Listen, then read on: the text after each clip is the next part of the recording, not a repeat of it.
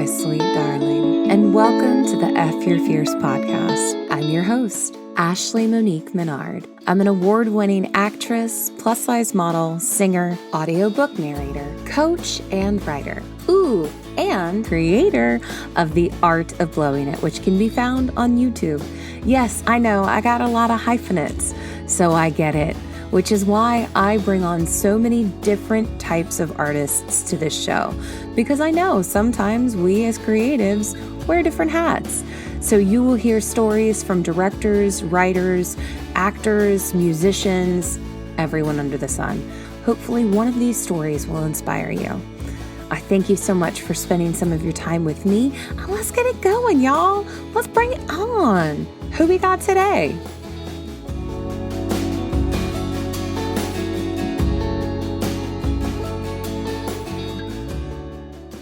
Hello, everybody, and welcome to the F Your Fierce podcast. I am your host, Ashley Monique Menard, and today on the show, we've got Judy Jean Kwon. Y'all, she is amazing. She is one of those actors that just completely breaks the mold when it comes to not being stereotyped. And she is such a strong presence. I love her quirkiness. She's also a stand-up comic, an actor, director, and producer. And she's going to share her journey with us. So let's get ready. But before we bring out Miss Judy Jean Kwon, who even her name, like I could just keep saying it over and over again, Judy Jean Kwon. I love her. Before we bring out Miss Judy, I wanted to just take a second and thank you for being here. Thank you. Hey, Chris. Hey, Jerry. Hey, you. Whoever else is listening / watching. I did take a couple month break that I needed. It was only supposed to be 1 month, but it turned into 2. What can I say? I needed to take some time to work on some things, and I feel really, really good. And, life, right? Am I right? What to do? What is going on in your life? How are you doing? How are things going with you? Are you taking that time for yourself? Sometimes you just gotta take that time for yourself. So when you come back, you're able to give all of the love that you have to the projects that you love. And this project is one that I absolutely love. The F Your Fierce podcast is very, very precious, and it means so much to me. And I want to keep creating these fun episodes for you. And if you love the show, I welcome you to join our Patreon. Become a Patreon member, and for as little as $3 a month, you can help make this show a reality. And it's just me doing the show, me with my incredible guests who come on the show.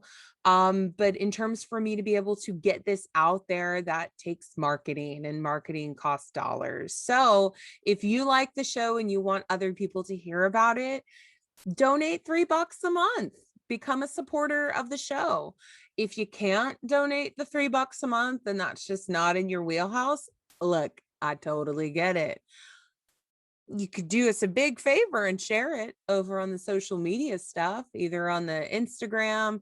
You could take a little picture of the screenshot of like the Spotify or the iTunes, or you could share it on Facebook. Or the most effective way of sharing, you could actually send it to a friend and say, look, I listened to this episode and I really like it. I think you might too. So if you have a friend who's an actor or a singer or a comedian and you want to hear inspirational stories, I've got a little bit of all of those things for you.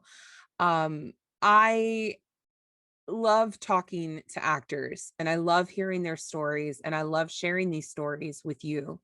And I love sharing these stories with me. I love hearing these stories, and I find strength in the community that we have of performers. And when it comes to confidence, I feel like fear is something that stops us. And so I want to empower you as much as I possibly can by sharing different ways of how you can deal with fear, which is why I ask everyone, when fear starts coming in your life, how do you deal with it? And sometimes there may be answers that really resonate with you, and sometimes there might not be. But I want to give you a sense of love, friendship, support, and I just want you to know that you are not alone out there. There are so many people who are working so hard at their dreams, and everyone gets to sit at the table. Sometimes you just have to wait for someone to get up.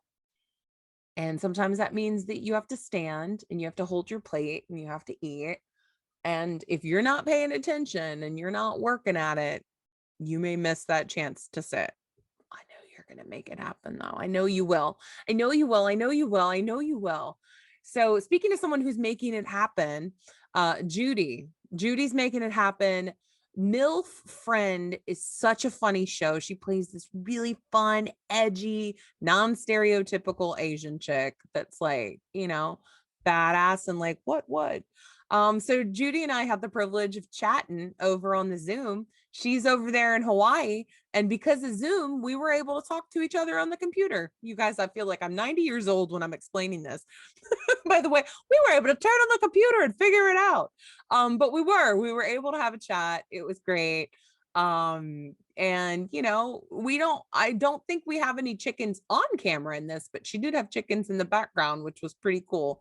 So let's listen to Judy's journey and let's have a chat. Do you need new headshots? Well, you better check out Gabe Awan over at Queen Self Tape.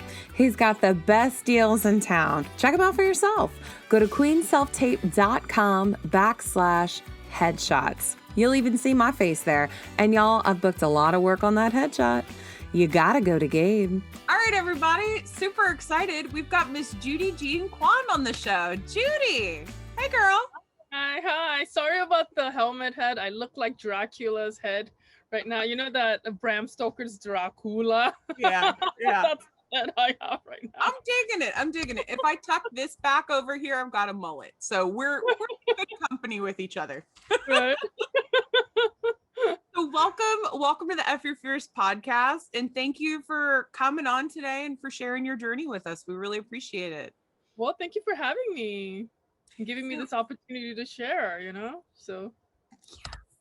Yes. Talking about creating, talking about like where you came from and like how your journey started and like what got you interested in the art. So like, let's go back in time, like Back to the Future style, to like where it kind of started for you.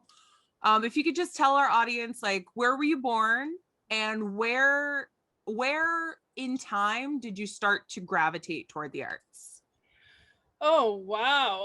I was born in LA actually, and Cool. then I went back and forth from Korea to LA because my mom was in the US Army, believe it or not. She's Korean American, like 1.5 generation, so I guess I'm 2.5. So I went back and forth, and also my mom and dad didn't have a very steady marriage, so my grandma was in Korea, so I was being raised by my grandma. So I went back and forth. And the arts, I mean, I could remember way back when I was in Korea and I was a little girl, probably 6-7 years old, and I heard a little voice saying that I was gonna get into the art field, and I was always creative and I wanted to do art. Mm-hmm. But I just didn't know in what form it was gonna take place. But then I landed back in LA, and just naturally the biggest creative industry is Hollywood. And my dad owned a video store too, so I grew up um, I guess dubbing a lot of American and Korean videos, and I worked in the store as a kid, so I watched a lot of movies. So it's just, I guess I just naturally just gravitated towards filmmaking and storytelling and all that good stuff. Oh my God, I love that. So you mentioned dubbing. Were you Mhm. actually dubbing things? Well, dubbing meaning not like voiceover dubbing, but I guess it's duping. I get those two words always mixed up. Duping. So what we used to do back in the days when I was a little girl is we had like a dozen VHS. I don't know if you remember VHS tapes. Girl, yes, I do. Yeah, right.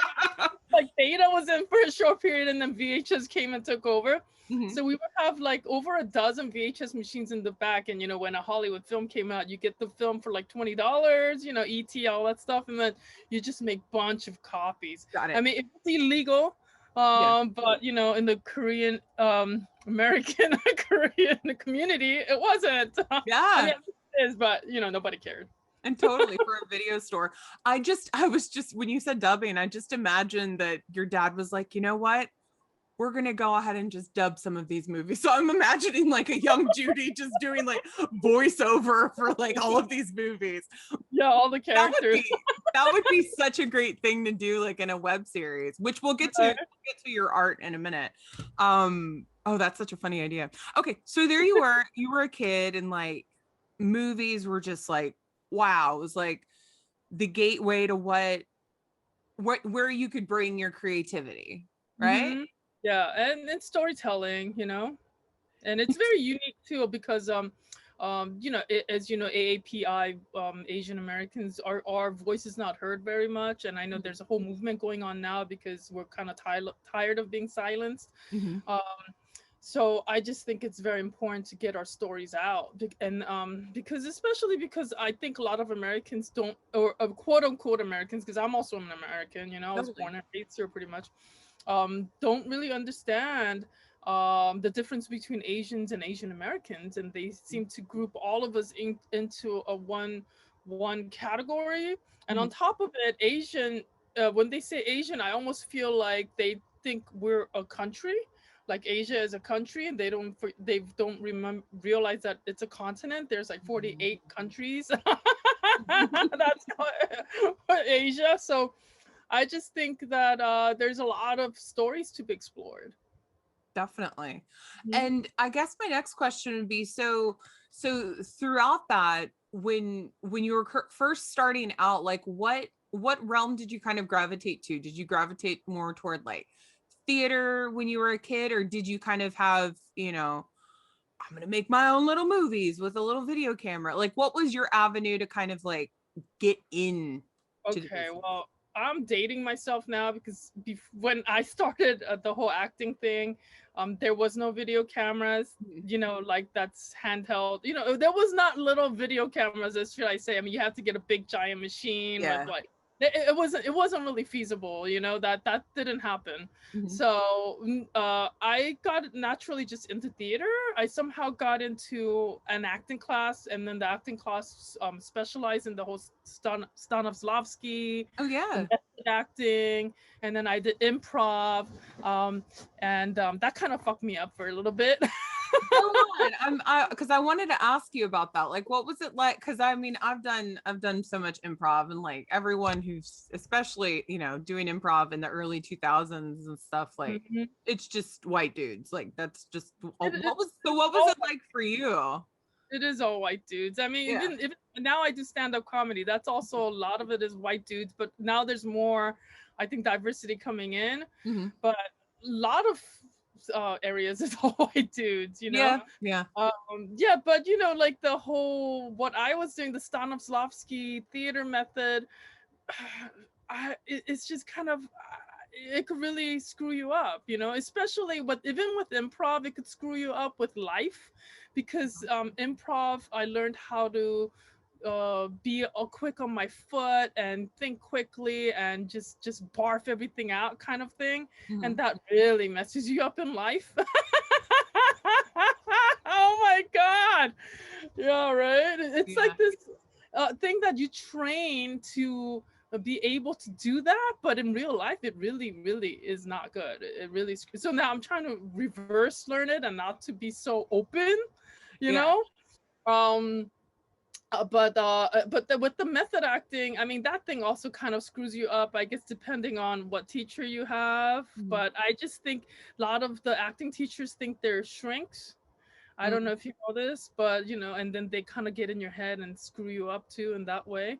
And Mhm. also, the stage acting is very different from film and TV acting. So, yeah, that kind of screwed me up. Yeah, That's I don't so know if you interesting. yeah, relate to that at Yeah, all. that's so interesting. I remember because I moved to New York to do theater and stuff back Okay. in 2001. And and I remember like acting in high school was just so different than acting like getting trained and like actually learning technique. And it's funny what you mentioned, that they think that they're doing therapy on you and like asking you Yeah. all these questions. They do deep dive. Mm-hmm. They deep dive into you. Yeah. Now, did you see that? So how do you view that? Do you view that as like a bad thing, or do you think that it helps you to be able to like Uh, access your emotions? I think it's. I mean, there's probably every situation is different. I'm sure there's fine line, but they're not. I think even shrinks that went to case quote unquote. Sorry if any shrinks are listening. I'm calling you a shrink, but even shrinks that went to college, I still say take it with a grain of salt because they're not gods, Mhm. and acting teachers are not gods. And I guess the whole acting industry also kind of attracts a lot of egos. So uh, so it could be a bad combo. I Yeah. mean, and I would hear some crazy stuff, which I never did, but like actors going on stage and they're told they have to be butt naked for like. Do you hear this stuff? Yeah, Like, I mean, I never heard anyone say, well, yeah, you've heard it. yeah, I guess I have, because like Frankie and Johnny, she's buck naked for a second in that show. I mean, there's not many shows for that. No, Like, I don't mean you need to specifically be. shows. I mean like just to break you down to your emotional core. Like they'll make you do a whole class of just all everybody's naked. Like I would hear crazy shit like that. It's like really? Really? I mean like, just there's a lot of crazy people doing crazy things and acting attracts sometimes a lot of crazy. So That should be the name of this episode. It's so true. Now, what'd your mom say when you were like, Mom, I'm gonna be an actress and a yeah. comedian? I Well, bet I she didn't loved that. Yeah, I didn't really have parental guidance. My Okay. mom was not in the picture. I was raised by my grandma pretty much. Okay. And my dad, being a dad, they're not really around. Yeah. And which was actually a relief for me. Oh my God, I think my chickens are going crazy. I have chickens out there because I'm trying to farm, Oh, that's awesome. That's but so they're going awesome. crazy because I hear like destruction happening outside. Oh no, do you need to They're check on free them? ranging. It's all right. It's all right. I mean, it's they're just tipping something over. Okay. They're free ranging chickens. That's why they're not in a cage right now. I should have left Nice. them in there, but okay. Well, I'm like, oh, they gotta be free. Yeah. Um, yeah. So my dad wasn't really around either. So my grandmother pretty much raised me, but she's a generation removed, so I didn't really have that kind of guidance. And my grandmother, you know how they just give you chocolates and they just let you do whatever. So I kind of had to do my own thing. So I didn't really have somebody say, "Oh, you can't act or you can't do that," which is really different from a lot of I know Korean or Asian families because they have like the whole there's that whole stereotype of tiger moms and stuff like that where they're watching over you. Mhm. They want you to be a doctors and lawyers. I didn't have that. Okay. Yeah. So let's get to your art. Let's dive in there. Okay, so um what made you want to start creating, and specifically when it comes to MILF Friend, what inspired that project? Uh, well, MILFriend, that title I came up with because I thought 2 a.m. and it's a comedy, obviously. It's a scripted comedy, Uh-huh. of a 10 episode web series, and it's on Hoo Ha Ha now, which is Elizabeth Banks's platform for funny, female centric kind of platform. Um, Woohoo! yeah, thank you. Congrats. Yeah, but I just thought it'd be funny when guys are Googling MILF at 2 a.m. in the morning, like my show just pops up, go, hello! And then all these funny women come up, which I think they'll probably enjoy the show too, because it's kind of bit raunchy comedy, like Family Guy. We make jokes that are not like Martha Stewarty. Mhm. um, and I came up with it because I was, at the time in Venice Beach, living there, and I just watched a lot of gentrification happen. And then also being a mom, I've seen, like being a new mom, I just saw a lot of crazy stuff that the moms were doing. And I was like, wow, this is just, there's a lot of food for fodder. Is that what they say, right, food for fodder. And I was like, Yeah. there could be so many jokes that could be made on this. And so that's why I started writing it. Of course, your first script's always like some melodramatic drama about your sad past and stuff like that. And then I was like, okay, this isn't working because I just want to like shoot my brains out every time I have to go sit down and write this. So I'm like, okay, I'm just gonna write whatever I want to watch. That's fun, Yeah. you know. So that's how that came about. Yeah. And it's so fun. It's so funny. It's so, so funny. I'll make sure that I put a link for everyone in the show notes. And if you go to fyourfears.com, you'll definitely see a link right next to Judy. So then that way you can check out the show because it is so funny. Oh, Judy, you've seen it? Yeah. yes, you are so funny. I love your Oh, vibe. I love your characters, just like kind of like grit. I love the grit, you know? thank you. Yeah. Yeah, I was trying to work against that whole Asian stereotype Yeah. too. Because the Asian stereotype is, what the Asian stereotype is. So I was like, oh, let me make her kind of like the anti-hero. Like she's rough, she's abrasive, she's a punk, she doesn't give a shit. So let me do that. And then I actually did a soft launch before the whole Black Lives Matter movement and all the stuff. And Mhm. I got trolled. I was getting trolled. People didn't like it. People don't like to see Asian women being all loud and outspoken and having opinions. And I was like, what? I didn't realize how bad it was until like I did that. I'm like, what? I mean, like, Rush Limbaugh could say whatever the hell he wants. I'm like, what? I can't just, do a little comedy and make fun of stuff.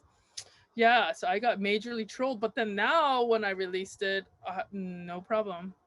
Like life has changed so fast. Yeah. It really, Weird, really has. right? It's Yeah. crazy. It's crazy. Yeah. So in Mhm. terms of other projects, like what other projects do you have that you want people to see? That way they can see different stories and they can hear different voices. Like what else can you suggest for them to watch? There's so many great there's so many great Asian American projects out there, or not even just that, just diverse projects. And just seeing, I mean, I grew up watching a lot of foreign films too, Mhm. so there's a lot of great foreign films out there. And I also did, after I shot the MILFriend, in between time I made a little something called Heal by Create, because I was also trying to explore PTSD, stress, and anxiety. So I went and interviewed, it's a little, just a docu interview series where I went and interviewed people and creatives and healers, Oh, to awesome. see how they deal with the subject matter and what kind of tips that they would have. And then I tried to make something with them, kind of like a DIY. Like I make candles, and I interviewed a hat maker, Alberto, and just like different creative people, and asked them, hey, how do you deal with this? Mhm. So there's also that on my site. You could go to my site, which is yomamarice.com, because that's my alter ego. I go by Yo Mama Rice on social media and all the handles, because I'm a mom and I like rice. Makes So sense. yeah, exactly. That's awesome. Well, I'll totally be sure to check that out and I look forward to sharing that with everyone out there. I guess I have another question for you because we're running short on our time together. Again, I'm so grateful that you were able to share some of your journey with me and with all of my listeners out there. Thank you very much for being here. I really appreciate Aw, it. thank Um, my last question that I would ask is something that I ask everyone. When you feel fear start to come into your own life, what do you do to combat that or deal with that? What's your method? Well, I mean, like I was saying to you earlier, I didn't really have parental guidance. Hmm. So, I mean, that's something that don't really have that many issues with, like most people do, because I don't have somebody that I have to prove anything to. Hmm. So if that does somehow come into my life a little bit, I always remind myself, I've got nothing to prove to anybody. I do whatever the F I want. Hmm. And never make any choices out of fear. Mm. So, and I usually just take fear by the bull, and I just do exactly, if I'm afraid of it, I'll do it. But I don't let fear rule my life ever. So that's not something that I've always, yeah, went head on with it. So I don't have that much issues with fear, although I have issues with the other stuff, like, having barf mouth and stuff like that. So I'm trying to figure that shit out. But no, I don't really have that much problems with fear, because you don't want to have my motto is, when you're 80, 90, 100, whenever, and you're in your deathbed and you're dying, do you want to be like, oh, I wish I would have done this? I don't. No, I don't. Yeah. So I just know you live once. So don't ever make choices out of fear. So when there's a crossroad in your life and you're like, what should I do? Just make sure you're not making that choice because you're afraid. You guys, Judy Jean Kwon, thank you so much. You are such a badass. And I'm just so grateful that I got to share some of my day with you. I'm so grateful that you came into my room, into my computer, and into everyone's ears and TV right now. So thank you. Oh, thank you so much. Thank you for having me. And look, we got both the Mullet time. virtual head, right? I'm Mullet gonna find a virtual background with big, long, flowing hair. So funny. You should. What a great idea. Oh my God, that's such a great idea. Oh my God, you're so funny. You're so funny. So what'd you think of the episode? Did you dig it? Can you dig it? Can you dig it? All right. Well, if you have not subscribed to the YouTube channel, I ask for you to. Please like and subscribe, share with your friends. And if you are on social media, please F Your Fears podcast. We're on the social media. Let's be friends. And tag me if you watch the episode or listen to the episode. I want to know, because I want to share you. So I will talk to you all very soon. Have yourself a beautiful day. Believe in yourself. You can make the magic that you see inside yourself happen. You can make it happen. You got this. We'll talk soon. Bye-bye.